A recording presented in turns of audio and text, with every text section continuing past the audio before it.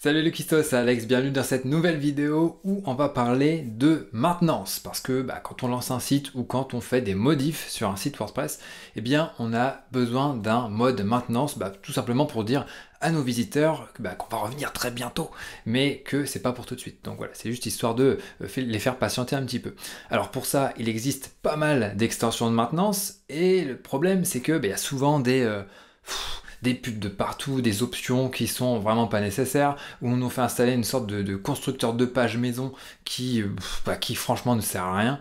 Donc voilà, ça me casse un peu la tête. Bon, après, j'avais pas spécifiquement ce besoin en tête, forcément, pour le moment, mais je suis tombé sur quelqu'un qui était vraiment très énervé, on va dire, et je vais même vous expliquer pourquoi, et qui a créé un plugin vraiment tout simple pour faire un mode maintenance, et je tenais tout simplement à vous le présenter dans cette vidéo, juste après ça.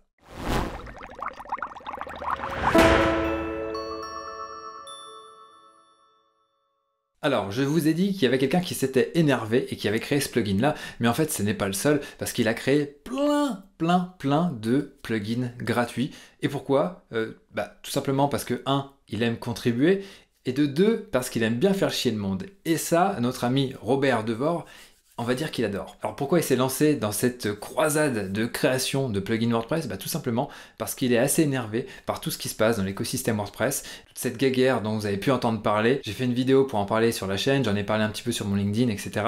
Donc voilà, vous pouvez suivre si ça vous intéresse, mais voilà, je ne vais pas vous donner forcément tous les détails ici. Mais en gros, notre ami Robert était assez remonté. Et lui, c'est un développeur, c'est quelqu'un qui a une grosse expertise aussi en sécurité web, et il avait envie de se battre aussi avec ses propres armes, à savoir ses compétences en développement. Et donc ce qu'il s'est amusé à faire, c'est tout simplement sortir des tas de petits plugins super pratiques pour un petit peu concurrencer des plugins qui sont un peu plus gros, un petit peu plus installés, mais qui ont beaucoup d'inconvénients. Ils peuvent mettre des pubs, proposer des versions payantes, proposer pas mal de choses. Et donc, il a créé le plugin qu'on va découvrir dans cette vidéo, mais également plein de plugins pour WooCommerce, des plugins aussi très pratiques. Enfin bref, je vais vous montrer ça plus en fin de vidéo. On va s'intéresser plus sur son plugin de maintenance, qui vous verrez est très simple. Mais en fin de vidéo, on creuse un petit peu ces plugins pour vous montrer un petit peu à quoi ça ressemble. Alors, son plugin de maintenance n'est pas encore disponible sur le répertoire officiel. Je ne sais pas s'il va le faire, mais en tout cas, il est disponible sur son blog. Et donc, je vous présente un petit peu son site. Vous voyez, c'est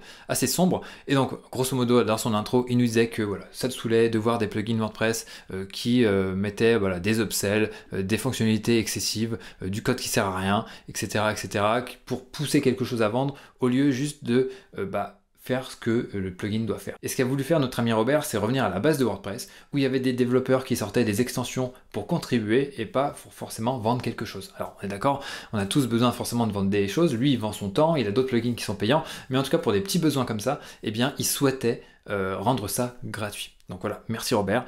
Et donc l'idée c'est quoi? C'est de proposer un plugin de mode maintenance qui se base sur l'éditeur de WordPress. Pas besoin d'un constructeur de page, pas besoin de mettre Elementor pour mettre une page de maintenance ou Divi ou quoi que ce soit d'autre. Non, juste Gutenberg. Donc voilà un petit peu à quoi ça ressemble. Je vais vous montrer ça rapidement. Donc là on a des réglages, on va voir ça ensemble. L'exemple, ok. Allez, on va basculer tout de suite sur le site du Labo de la Marmite. Donc une fois que vous avez installé l'extension, vous remarquerez déjà que je l'ai traduite, ça sera ma petite contribution à ce projet. Donc voilà, vous avez la possibilité d'ajouter des pages de maintenance. Donc là, j'ai ajouté une page de maintenance, hop, je vais la modifier. Donc là, bien sûr, ça s'affiche pas. Donc j'ai créé tout simplement une bannière. Attendez, on va réduire ça, on peut peut-être même passer en plein écran. Hop, voilà. Donc voilà, j'ai créé tout simplement une bannière que j'ai affichée sur toute la hauteur de ma page. Donc hop, ça va prendre tout l'espace. J'ai mis un H1, voilà, notre site arrive prochainement. Après, vous mettez ce que vous voulez, hein, un titre. Et j'ai mis aussi des icônes de réseaux sociaux. Donc voilà, je suis resté vraiment basique. On peut imaginer plein de choses, un appel à l'action pour envoyer je ne sais où. Bref, j'ai fait simple. Ok. Donc voilà, on peut la personnaliser. Je l'ai enregistré. Et une fois qu'on a fait ça, on sauve ici. Je vais revenir ici. Et donc là, on a des réglages. On active le mode maintenance qui va mettre notre page sur le devant de la scène du site. On peut définir une date de lancement à partir de laquelle le mode de maintenance se désactivera automatiquement. Donc ça peut être pratique. Attention, ça peut être aussi à double tranchant. Si vous n'êtes pas prêt, voilà, vous pouvez effacer et voilà, comme ça, il n'y aura rien qui se mettra. Et aussi, donc, vous pouvez sélectionner votre page de maintenance. Donc moi, c'est simple, j'en ai qu'une, mais si j'en ajoute une deuxième, allez, je vais me faire plaisir, comme ça, je vous montre un petit peu comment je vais en faire une de zéro.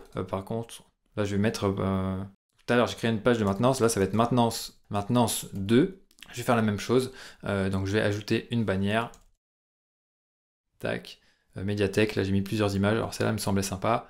hop, ici, je passe ça en hauteur ici, là en pleine largeur, donc comme ça va prendre tout mon écran. Rédiger le titre, alors ça, ici, c'est un paragraphe, donc là, je vais transformer ça en titre ici. Je vais me mettre en H1, revenez bientôt. Je peux le mettre en XXL, par exemple. Après, je peux mettre un petit paragraphe. Nous arrivons d'ici quelques jours. Voilà, bon, je fais simple, hein. Le but c'est de pas faire du Victor Hugo. Et ensuite, en appel à l'action, bah là je vais peut-être mettre un bouton au lieu de mettre des boutons de réseaux sociaux. Donc là, hop, mon bouton je vais mettre au milieu. Et là, je vais mettre suivez-nous sur, allez, X, le compte X. Tac. Là, je vais mettre un lien. Je vais mettre ça comme ça. Et puis c'est tout, c'est très bien comme ça. Bon là, la couleur du texte, peut-être qu'on peut le passer en blanc pour que ça ressorte mieux. Je sais pas trop quels seraient les meilleurs contrastes. Bon, on va rester comme ça, mais bien sûr, essayer de mettre des bons contrastes. Tiens, je vais mettre en gras pour que ça arrive, ça ressorte un peu mieux. Hop, je publie ma page. Tac, c'est bon, c'est fait. Je me sauve ici. Et donc ici, je peux choisir la page de maintenance que je vais utiliser. Donc là, j'ai laissé celle-là. Hop, si je passe ici en navigation privée, eh bien, j'ai ça qui s'affiche. Alors là, mon paragraphe aurait pu être un petit peu mieux structuré. Et là, si je mets ma deuxième page, maintenance 2, hop, j'enregistre, je reviens ici, j'actualise, hop, revenez bientôt, suivez-nous sur X, etc. Et donc là, j'ai mon beau mode maintenance qui s'affiche. Cerise sur le gâteau, ça envoie un code d'erreur 503 pour dire que le site est indisponible pendant un court moment. Donc ça, c'est assez pratique. Et puis, voilà, c'est tout ce qu'on a besoin. Tout ce qu'on a besoin, il n'y a pas besoin de plus. Et ça fonctionne très très bien. Donc vous voyez, mes pages de maintenance, elles sont listées ici. Alors c'est vrai qu'on pourrait dire qu'on n'a pas forcément besoin d'avoir un type de contenu page de maintenance, mais une fois que vous n'êtes plus en mode maintenance, vous pouvez tout simplement le désactiver, comme ça se masquera. Regardez, hop, si je retourne ici, je désactive le mode de maintenance, hop, je viens ici, mon site s'affiche automatiquement. Donc bien sûr, là c'était un site de démo, j'ai rien fait de plus. Et hop, si je réactive, normalement, ça se raffiche. Voilà. Donc voilà, très très simple. Pas besoin d'autre chose et ça fonctionne et voilà, je suis séduit, donc je pense que je vais l'utiliser pour mes prochains projets. Il y a même des chances pour que j'ajoute cette extension et qu'on la configure pour VP Marmite Start, comme ça fera une fonctionnalité vraiment nickel en place et comme ça les utilisateurs pourront s'en servir facilement. Donc voilà, merci Robert pour la contribution. Et puis je vous encourage à installer cette extension. Bien sûr, je vous mettrai les ressources en description pour retrouver ça. Il y a aussi le GitHub qui est disponible. J'ai d'ailleurs proposé donc là la petite traduction FR à Robert. Donc il devrait intégrer ça d'ici quelques jours, minutes, je ne sais pas. Il est assez réactif, donc ça c'est parfait. Et je tenais à profiter de cette vidéo pour vous présenter un petit peu le travail de Robert parce que voilà, il fait des choses super intéressantes. Donc après, ça sera, vous pourrez creuser si ça vous intéresse en fonction de vos besoins. Donc vous voyez, là il a des plugins pour WordPress et pour WooCommerce. Donc âge vérification, enfin vérification d'âge, ça peut être utile dans certains projets.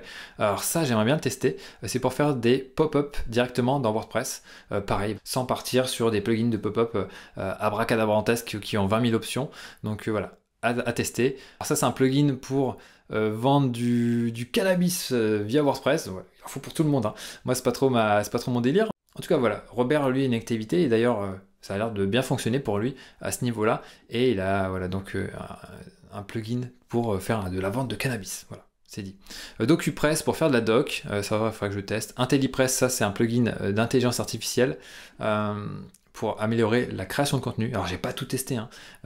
Une liste d'attente pour The Event Calendar. Ajout de liens d'attributs, enfin je connais pas tous ces plugins encore. Voilà, et après des plugins WooCommerce. Donc des livrets drivers, donc pour suivre. Alors après ça dépend, c'est peut-être pour les US, c'est peut-être un peu différent. Mais en tout cas voilà, download renewals, je vous laisserai jeter un œil. Après il y a des petits plugins assez pratiques. Ici vous voyez, qu'est-ce qu'il y a d'intéressant? Flush permalinks, bon là, je sais pas si c'est vraiment utile.